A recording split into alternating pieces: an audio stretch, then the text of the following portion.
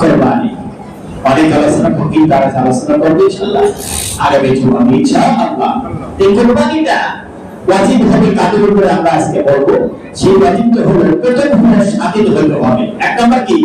স্বাধীন হওয়া। স্বাধীন হবে তো গোলাম না হওয়া, গোলাম না হওয়া। দ্বিতীয়ত হলো মুসলমান হওয়া।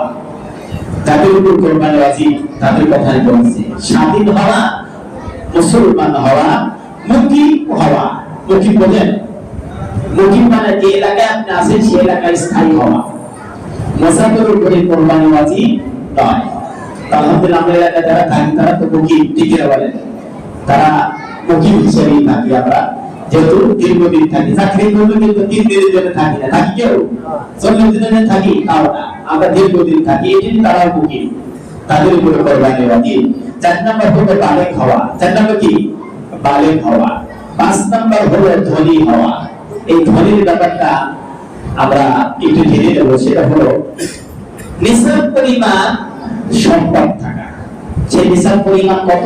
52.5 তোলা রূপা কিংবা এর সমমূল্যে মালের অধিকারী হওয়া।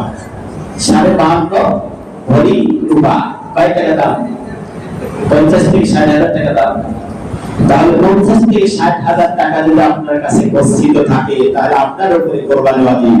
কুরবানি কি? ওয়াজিব। আসুন সেই ওয়াজিব আদায় করতে হবে আমাদের। অনেক ভাই আছে কুরবানি করতে চায় না, টাকা আছে, সম্পদ আছে, কিন্তু করতে চায় না। কি জন্য করতে চায় না? সর্বনাশ, একটা কুরবানি করতে কমপক্ষে 10,000 টাকা একটা খাসি কিনতে হয়, ঠিক আছে না? বিশ্বনবী জনাবে মুহাম্মদুর রাসূলুল্লাহ সাল্লাল্লাহু আলাইহি ওয়াসাল্লাম মক্কা নগরীতে যতদিন ছিলেন, 1 নয় 2 নয় 10 বছর সময় অতিবাহিত করেছেন। রাসূল বললেন 10 বছরের মধ্যে 1 বছর আমি কখনো কুরবানি থেকে বিরত থাকিনি। সুবহানাল্লাহ। 10টি বছর কুরবানির সময় 10টি বছরে কুরবানি করেছে, রাসূল করেছে। তাহলে আমাদের যে ভাইরা সম্পদশালী আছে তাদের উপরে কুরবানি, তাদের উপরে অজল ওয়াজিব, তাদেরকে অবশ্যই কুরবানি কি করতে হবে? কি করতে হবে? দিতে হবে, দিতে হবে। বিশ্বনবী জনাবে মুহাম্মদুর রাসূলুল্লাহ সাল্লাল্লাহু আলাইহি ওয়াসাল্লাম এই কুরবানি সম্পর্কে বলেছেন, যাদের উপর কুরবানি ওয়াজিব, তাদের উপরে কুরবানি ওয়াজিব আছে, তারা যদি কুরবানি না করে সে ব্যক্তি যেন আমার ঈদগাহ ময়দানে না আসে। তাদের ঈদগাহ ময়দানে না আসে, রাসূল নিষেধ করে দিয়েছে। তাহলে আমাদের সমাজে যে ভাইরা আছে অনুরোধ করব, টাকা পয়সা নাকি আজ আছে কাল নাই। আপনি যাদের জন্য গচ্ছিত রাখছেন, তাহলে কুরবানি করলে আমার কিছু অংশ কমে যাবে, সন্তানের সমস্যা হবে, এটা হবে, আমি কিছু আর্থিক ক্ষতিগ্রস্ত। আপনি ক্ষতিগ্রস্ত হবেন না, কারণ আল্লাহ রাব্বুল আলামিন রাখে যেটা দিবে, আল্লাহর ভান্ডারে কি অভাব আছে বলে?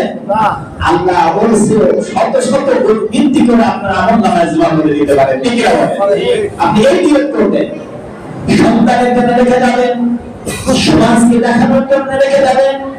আমি কোটি কোটি আমি ধরার উপরে কুরবানি ওয়াজিব হওয়ার পর আমি কুরবানি করে নেই, আমার অর্থ ভুলে যাবে। এই মানসিকতা নিয়ে যদি কুরবানি না করেন, আল্লাহ না করুন, ওই কুরবানির আগে জমিন থেকে বিদায় নিয়ে চলে গেলেন। এক হলো কুরবানি অস্বীকার করে আপনি জমিন থেকে বিদায় নিয়ে চলে গেলেন। দ্বিতীয়ত হলো তাদের জন্য কুরবানির টাকাগুলো মসজিদে করে রেখে গেলেন। ওই সন্তান, ওই বিবি, ওই পরিবারের লোকজন আপনার জন্য একদিন মনে হয় কবরের কাছে যা দোয়া করতে পারেন, নাও করতে পারেন, কোনো গ্যারান্টি নাই, ঠিক না? বলে যা আমল তাকে করে দিতে হবে, যার উপরে তার দায়িত্ব তাকে তাই করতে হবে। আমার সন্তান, আপনার সন্তান আমার জন্য কতটুকু করবে, কোনো গ্যারান্টি আছে? কোনো গ্যারান্টি নাই, কোনো গ্যারান্টি নাই। এই জন্য আল্লাহ রাব্বুল আলামিন বললেন ফাসাল্লি লিরাব্বিকা ওয়ানহার, নামাজ পড়ো আর কুরবানি করো। সুবহানাল্লাহ, সুবহানাল্লাহ। কোরআন শরীফের শুরু থেকে শেষ পর্যন্ত আল্লাহ রাব্বুল আলামিন যে সব জায়গায় বলেছেন আকিমুস সালাত, নামাজ কায়েম করো, নামাজ প্রতিষ্ঠিত করো, কিন্তু কোরআনের মধ্যে একটি জায়গায় শুধু আল্লাহ রাব্বুল আলামিন বলেছেন ফাসাল্লি, নামাজ পড়ো। কি বললেন? নামাজ পড়ো, নামাজ পড়ো। একটা করেছে নামাজ পড়ো, আর যত জায়গায় বলেছে আকিমুস সালাত, নামাজ প্রতিষ্ঠিত করে নামাজ কায়েম করো। আল্লাহ রাব্বুল আলামিন এখানে বললেন তুমি নামাজ পড়ো, নামাজ পড়ার পরে তুমি কি করো? কুরবানি করো। বন্ধুগণ আমার, আসুন আমরা যেহেতু সামনে কুরবানির একটি বড় একটি মাস আমাদের সামনে অপেক্ষা করে রয়েছে, আমরা কুরবানির জন্য যারা নিয়ত করেছি, কিন্তু আল্লাহ শর্ত দিলেন আগে নামাজ পড়ুন তারপরে কুরবানি করুন। আমার সমাজের মধ্যে আমার লোক আছে জীবন নামাজও পড়ে না, পড়তে নামাজও পড়ে না, আছে নাকি বলেন? আছে নাকি বলেন? এই লোকগুলোর সাথে কুরবানি করা যাবে কিনা বলেন? যাবে? আল্লাহ বললেন ফাসাল্লি, আগে কি করো? নামাজ পড়ো। আগে কি বলতে বলছেন? এরপরে কুরবানি করো। নাকি আগে বলছেন অনহার ফাসাল্লি লিরাব্বিকা, এরকম বলছে নাকি? আগে বললেন ফাসাল্লি লিরাব্বিকা, আগে নামাজ পড়ো এরপরে কুরবানি করো। সুতরাং আমরা যে ভাইরা একাধিক, আলহামদুলিল্লাহ কুরবানিতে একাধিক উত্তম, কোরআন সুন্নাহ ভিত্তিক হলে একা হলো, একটা খাসি হলো একাধিক সর্বোত্ত। নিতান্ত যদি আপনার আর্থিক অসচ্ছলতা হয়ে যায়, আমি একাধিক যুবক হয়ে যায়, তাহলে আপনাকে মাসালা অনুযায়ী 1 থেকে 7 জন পর্যন্ত, কয়জন পর্যন্ত? 7 জন পর্যন্ত। সেই 7টা লোককে আপনি বাছাই করবেন। সেই 7টা লোক নামাজ কিনা, সেই 7টা লোকের টাকা হালাল কিনা বাছাই করতে পারবেন না? কথা বলে পারবেন না? কথাই বলতেছেন না, জীবন করে আছেন তাই না? সর্বনাশ, শুধু জীবনে বাড়াই দিলেন, সারা জীবন করে ফাঁকি দিয়াইলাম, আবার এবার বলতেছে না ভাই জীবন কতটি?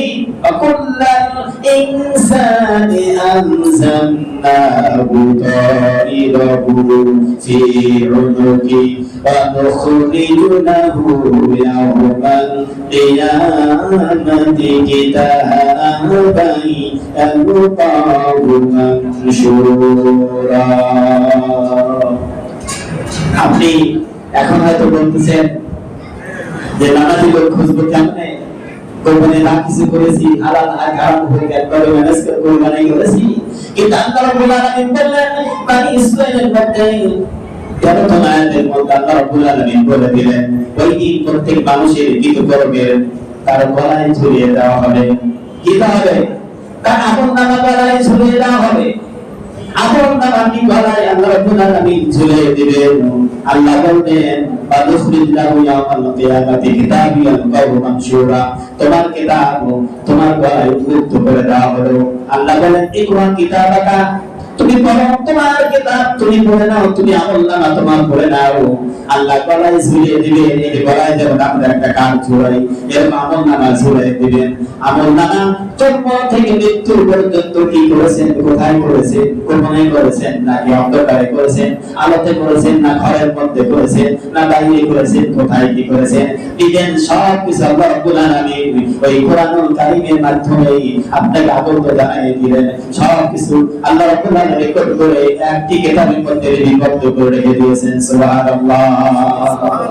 আল্লাহকে রেকর্ড দিব, দেখো তোমার আমলনামা। দুই মানুষকে দেখাইছে আমি কোরবানি করলাম, 4টা বাসলাম, একটা টাকা হারাম না, সেটা লেখা আছে। তুমি টাকাটা কোথায় থেকে অর্জন করেছো ওটাও কিতাবের মধ্যে লেখা আছে। একটা বাদ যায় নাই। ফামান ইয়ামাল মিসকালা যাররাতিন খায়রান ইয়ারা ওয়া মান ইয়ামাল মিসকালা যাররাতিন শাররান ইয়ারা। একটা ভালো জিনিস যদি করে থাকেন সেটাও কিতাবের মধ্যে লিপিবদ্ধ হয়ে গেছে। আবার একটা খারাপ কাজ করেছেন সেটাও কিতাবের মধ্যে আল্লাহ রাব্বুল আলামিন লিপিবদ্ধ করে দিয়েছে। সুবহানাল্লাহ। দেখেন ভাই, যদি লুকোচুরি করেন না কেন, লুকোচুরি দিন শেষ হবে যখন আপনি কবরে চলে যাবেন। একটা কিতাব ছুড়াই দিবে, মৃত্যু থেকে জন্ম থেকে মৃত্যু পর্যন্ত যা করেছে প্রতিটি মিনিট প্রতিটি সেকেন্ডের কথা আল্লাহ রাব্বুল আলামিন কিতাবের মধ্যে লিপিবদ্ধ করে রেখে দিয়েছে। সুবহানাল্লাহ। তাছাড়া আছে এখন বাঁচতেছে হুজুরিক না দেখায়া, আলেম ওলামা না দেখায়া, স্ত্রীকে না দেখায়া, অথবা সমাজকে না দেখায়া অনেক কিছু করতেছে, কিন্তু তিনি সব সময় দিবালোকের প্রথম দেখেন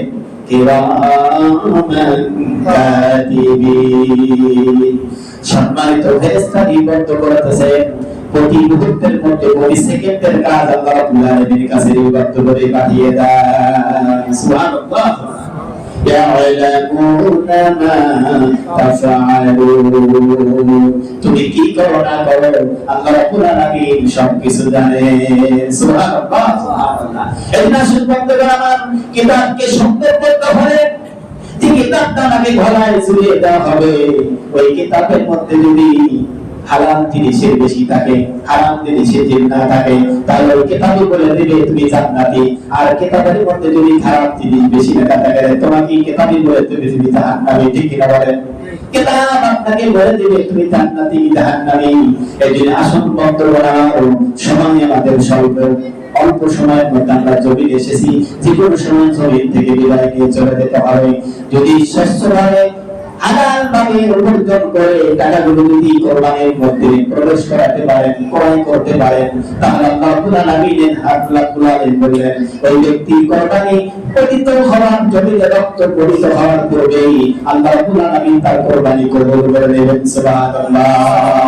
শুধু তাই নয়, আল্লাহ রাব্বুল আলামিনের হাবিব বললেন কোরবানির পশুর রক্ত জমিতে পতিত হওয়ার পূর্বেই যদি হালাল ভাবে কোরবানি হয়ে যায়, আল্লাহ রাব্বুল আলামিন তারা জিন্দেগীর সমস্ত গুনাহ কাটাগুলো মাফ করে দিবে। সুবহানাল্লাহ। এই আসুন আমাদের সামনে সেই প্রস্তুতি চলবে এখন, যে আমরা প্রথম করে ফসল দিতে রক্তিকা, তুমি নামাজ পড়ো, আপনি নামাজ পড়ো, এরপরে কোরবানি করো। আমাদের সেই কোরবানির অংশগুলো হবে নামাজি। ঠিক কিনা বলেন? রাজি আছেন সবাই? রাজি আছেন সবাই? একটা বছর যদি সমাজের মধ্যে আমরা যাচাই বাছাই করে নামাজি লোকগুলো নিয়ে কোরবানি করি, পরবর্তী বছরে এই সমাজের মধ্যে যে নামাজি থাকবে, থাকবে বলে থাকবে না। একটা বছর যদি আমরা ওই লোকগুলোকে বাছাই করতে পারি, ওই লোকগুলো সুদ খায় না, ঘুষ খায় না, ওই লোকের গুলো বাছাই করে কোরবানির সাথে সম্পৃক্ত করতে পারি, পরবর্তী বছর দেখবেন একটা সুদখোর, একটা ঘুষখোর এই বাংলার জমিনে আর খুঁজে পাওয়া যাবে না। ঠিক কিনা বলেন? একটু বাছাই করেন না, সকলের দায়িত্ব। শুধু না আলেম পাচ্ছেন পীর সাহেবের দায়িত্ব নয়, সকল আল্লাহ বান্দাবান্দি সকলের এটা দায়িত্ব। বাছাই করে করে আমরা কোরবানির অংশ করে ইনশাআল্লাহ দেব।